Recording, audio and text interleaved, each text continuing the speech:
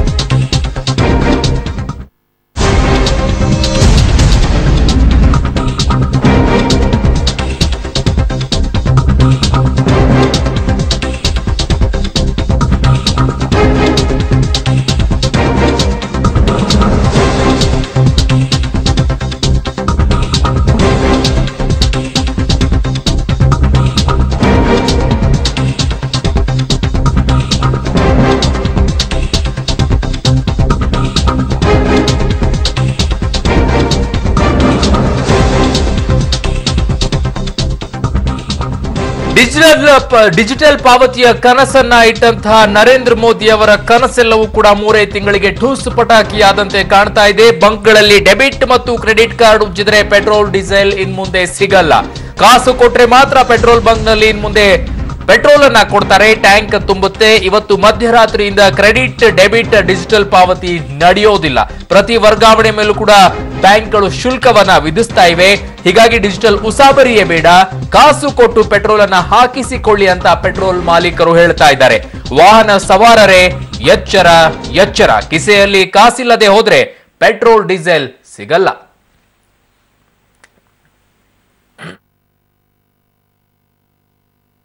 ಮಾಡ್ತಾ ಇದೀವಿ ಬೆಳಗ್ಗೆಯಿಂದ ರಾತ್ರಿವರೆಗೆ. ಅದರಲ್ಲಿ 1% ಕಲೆಕ್ಷನ್ ಅವರು ಮುರ್ಕೊಂಡು ನಮಗೆ ದುಡ್ಡು ವಾಪಸ್ ಕೊಡ್ತೀವಿ ಅಂತ ಹೇಳ್ತಾ ಇದ್ದಾರೆ. 0.75% ಪ್ರಾಫಿಟ್, ನೆಟ್ ಪ್ರಾಫಿಟ್ ಕೂಡ ನಮಗೆ ಬರಲ್ಲ. ಮಧ್ಯರಾತ್ರಿಯಿಂದ ನಾವು ಕ್ರೆಡಿಟ್ ಕಾರ್ಡು ಮತ್ತು ಈ ಡೆಬಿಟ್ ಕಾರ್ಡ್ಗಳ ಮುಖಾಂತರ ನಾವೇನು ವ್ಯಾಪಾರ ಮಾಡ್ತಾ ಇದ್ದೀವಿ ಅದನ್ನ ಸ್ಥಗಿತಗೊಳಿಸಬೇಕು ಅಂತ ನಿರ್ಧಾರ ಮಾಡಿರುತ್ತೇವೆ.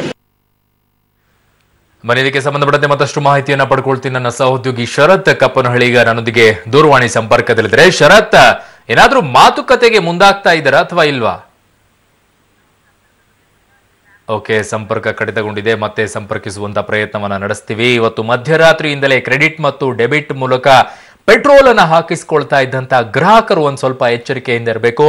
ನಿಮ್ಮ ಜೇಬಿನಲ್ಲಿ ಕಾಸಿದ್ರೆ ಮಾತ್ರ ನಿಮ್ಮ ಬೈಕ್ ಅಥವಾ ಕಾರು ಅಥವಾ ಯಾವುದೇ ವಾಹನ ಇರಬಹುದು, ಆ ವಾಹನಕ್ಕೆ ಡೀಸೆಲ್ ಮತ್ತು ಪೆಟ್ರೋಲ್ ಹಾಕಿಸ್ಕೊಳ್ಬೇಕಾದ್ರೆ ಕಾಸಿನಿಂದಲೇ ವರ್ಕೌಟ್ ಆಗುತ್ತೆ. ಮಧ್ಯರಾತ್ರಿವರೆಗೂ ಕೂಡ ಕಾರ್ಡು ಮತ್ತೆ ಡೆಬಿಟ್ ಕಾರ್ಡ್ ಅನ್ನ ಬಳಸ್ಕೊಳ್ಬಹುದು. ಅದಾದ ನಂತರ ಡೆಬಿಟ್ ಕಾರ್ಡು ಮತ್ತೆ ಕ್ರೆಡಿಟ್ ಕಾರ್ಡ್ ಅನ್ನ ಯಾವುದೇ ಕಾರಣಕ್ಕೂ ಕೂಡ ಪೆಟ್ರೋಲ್ ಬಂಕ್ ನಲ್ಲಿ ಅವಕಾಶವನ್ನ ಕೊಡೋದಿಲ್ಲ. ಕಾಸಿದ್ರೆ ಮಾತ್ರ ಪೆಟ್ರೋಲ್ ಹಾಕ್ತಾರೆ, ಕಾಸಿದ್ರೆ ಮಾತ್ರ ಡೀಸೆಲ್ ಅನ್ನ ಹಾಕ್ತಾರೆ. ಇದಕ್ಕೆ ಕಾರಣ ಪ್ರತಿ ವರ್ಗಾವಣೆಯ ಮೂಲಕ ಕೂಡ ಬ್ಯಾಂಕ್ ಶುಲ್ಕವನ್ನ ವಿಧಿಸ್ತಾ ಇದೆ. ಹಾಗಾಗಿ ಪೆಟ್ರೋಲ್ ಬಂಕ್ ನ ಮಾಲೀಕರು ಈ ನಿರ್ಧಾರವನ್ನ ಕೈಗೊಂಡಿದ್ದಾರೆ. ಇದು ಕೇವಲ ಕರ್ನಾಟಕದಲ್ಲಿ ಮಾತ್ರ ಅಲ್ಲ, ದೇಶದಾದ್ಯಂತಲೂ ಕೂಡ ಪೆಟ್ರೋಲ್ ಮಾಲೀಕರು ಈ ನಿರ್ಧಾರವನ್ನ ಕೈಗೊಂಡಿರೋದು.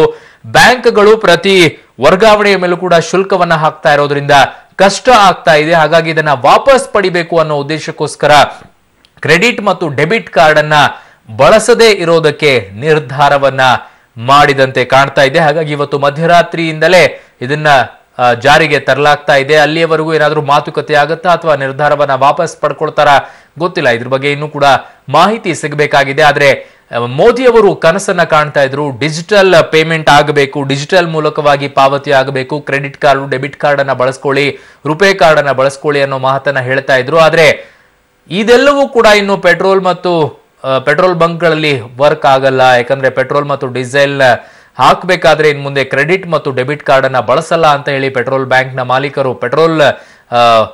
ನ ಮಾಲೀಕರು ಈ ನಿರ್ಧಾರವನ್ನ ಕೈಗೊಂಡಿದ್ದಾರೆ.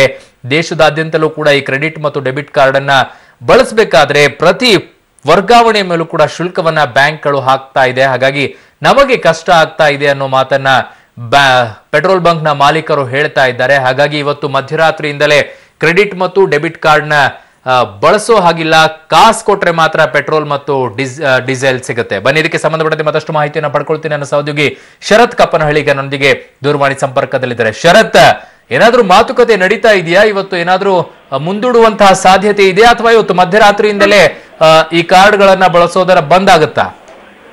ಈಗಿನ ಮಾಹಿತಿಯ ಪ್ರಕಾರ ಅರುಣ್, ಇವತ್ತು ಮಧ್ಯರಾತ್ರಿಯಿಂದಲೇ ಕಾರ್ಡ್ ಬಳಕೆ ಏನಿದೆ ಪೆಟ್ರೋಲ್ ಬಂಕ್ಗಳಲ್ಲಿ ಅದನ್ನ ಎಲ್ಲವೂ ಕೂಡ ಇದು ದೇಶಾದ್ಯಂತ, ಬರೀ ಕರ್ನಾಟಕ ರಾಜ್ಯ ಒಂದೇ ಅಲ್ಲ, ದೇಶಾದ್ಯಂತ ಪೆಟ್ರೋಲ್ ಹಾಗೂ ಡೀಸೆಲ್ ಬಂಕ್ ಮಾಲೀಕರು ಏನು ಕರೆ ನೀಡಿದ್ದಾರೆ ಅಂದ್ರೆ ಈ ನಿರ್ಧಾರ ತಗೊಂಡಿದ್ದಾರೆ, ಅಂದ್ರೆ ಕಾರ್ಡ್ಗಳನ್ನ ಸ್ವೀಕರಿಸೋದಲ್ಲ ಅನ್ನೋದು. ಹಾಗಾಗಿ ಇದು ಕೇಂದ್ರ ಸರ್ಕಾರದೊಂದಿಗೆ ಪೆಟ್ರೋಲಿಯಂ ಇಲಾಖೆಯೊಂದಿಗೆ ಚರ್ಚೆ ನಡೆಯುವ ಸಾಧ್ಯತೆ ಇದೆ. ಅದೇ ನಿರೀಕ್ಷೆಯಲ್ಲಿ ಕೂಡ ಅವರಿದ್ದಾರೆ.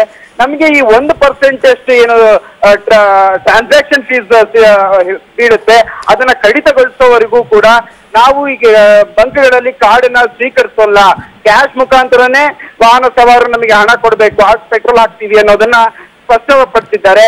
ಇವತ್ತು ಸಂಜೆ ಅಥವಾ ನಾಳೆ ಬೆಳಿಗ್ಗೆ ಒಳಗೆ ಮಾತುಕತೆ ನಡೆಯುವ ನಿರೀಕ್ಷೆ ಇದೆ. ಅಧಿಕೃತವಾಗಿ ಇನ್ನೂ ಹೊರಗೆ ಬಂದಿಲ್ಲ. ಬಟ್ ಈಗಿನ ಮಾಹಿತಿಯ ಪ್ರಕಾರ ಇವತ್ತು ಮಧ್ಯರಾತ್ರಿಯಿಂದನೇ ಕಾರ್ಡ್ ಸ್ವೀಕರಿಸೋದು ನಿಲ್ಲಿಸ್ತಾರೆ. ಅರುಣ್. ಓಕೆ ಶರತ್, ನಿಮ್ಮೆಲ್ಲ ಮಾಹಿತಿಗೆ ಧನ್ಯವಾದಗಳು. ಎಸ್ ವೀಕ್ಷಕರೇ, ಕಮ್ಮನಹಳ್ಳಿ ಕಾಮುಕರು 3 ಕಾಸಿಗೆ ಬೆಂಗಳೂರಿನ ಮಾನವನ್ನ ಹರಾಜು ಹಾಕಿದ್ದಾರೆ. ಇಡೀ ವಿಶ್ವಾದ್ಯಂತ ಬೆಂಗಳೂರು ಶೇಮ್ ಅನ್ನುವ ರೀತಿಯಲ್ಲಿ ಬೆಂಗಳೂರಿಗೆ ಒಂದು ಕೆಟ್ಟ ಪಟ್ಟವನ್ನ ತಂದುಕೊಟ್ಟಂತಹ ಖದೀಬರನ್ನ ಪೊಲೀಸರು ಕೇವಲ 48 ಗಂಟೆಗಳಲ್ಲಿ ಅರೆಸ್ಟ್ ಮಾಡಿದ್ದಾರೆ. ಕಮ್ಮನಹಳ್ಳಿ ಕಾಮುಕರ ಬಗ್ಗೆ ಮತ್ತಷ್ಟು ಎಕ್ಸ್ಕ್ಲೂಸಿವ್ ಮಾಹಿತಿ ಪಬ್ಲಿಕ್ ಟಿವಿಗೆ ಲಭ್ಯವಾಗಿದೆ.